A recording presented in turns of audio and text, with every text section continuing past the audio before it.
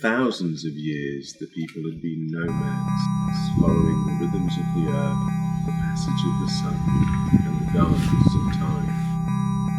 They had learned to read the grasses and smell the coming of rain. They had travelled all corners of the land, navigated rivers, and slept in the hills. Now they had houses and barely moved for much of the year.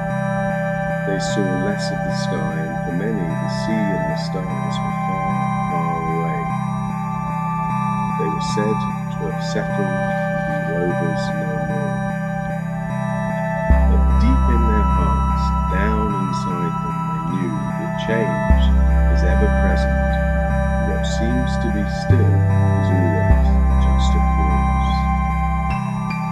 A long time ago, the wise deer, Swifthorn, fearing the loss of this knowledge, had decreed that the people honour their wandering roots each year on a communal day of roving.